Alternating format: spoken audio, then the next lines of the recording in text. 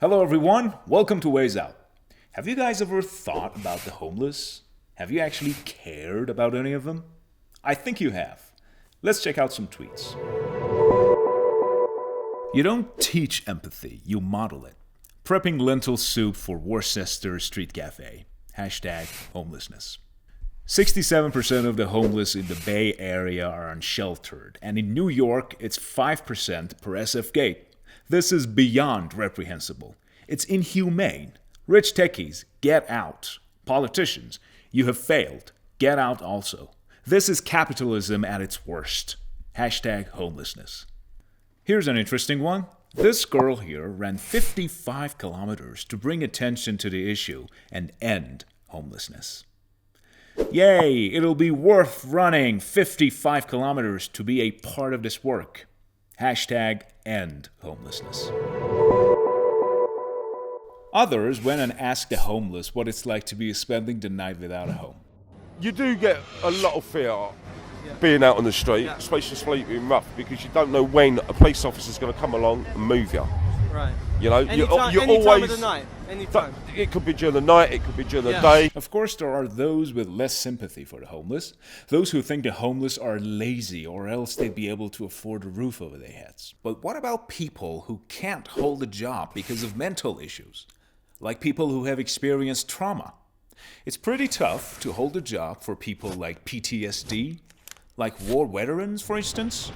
And the numbers are shocking. Now we turn to the home front. Veterans returning from the front lines are facing a sad and stunning statistic. By one estimate, nearly 50,000 veterans will experience homelessness each year.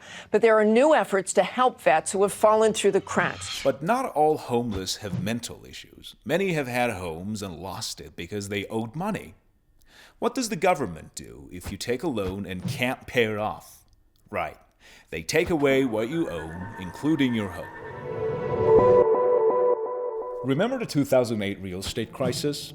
Following that crisis in about 8 years, some 10 million Americans became homeless.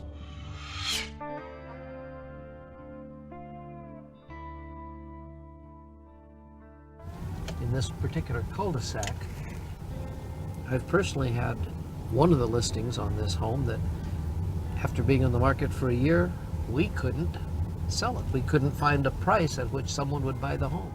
Half of the homes on this cul-de-sac have been hit with a foreclosure situation. And sadly, homelessness doesn't affect adults alone. A whole lot of kids are also homeless. There are around 100 million homeless kids in the world. So fine. We know some become homeless because of mental issues or because they owe money or whatever. We know it's tough. But what can be done about it? Is there a way out of this? Well, I can tell you what works for me as a Muslim. There are at least 2 Islamic rules that can help prevent homelessness. One is paying special Islamic taxes specifically for the needy. It's called zakat and is mentioned in the Holy Quran. And from their properties was given the right of the needy petitioner and the deprived. Zakat amounts to about 2.5% of our income, and of course, it's only for those who earn more than enough and can support themselves.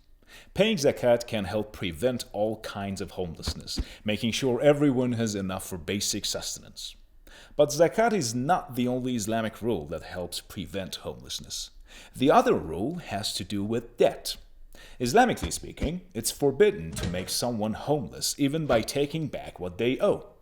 So, unless the person who borrowed money has signed their home away, no governmental or non-governmental institution can take it from them.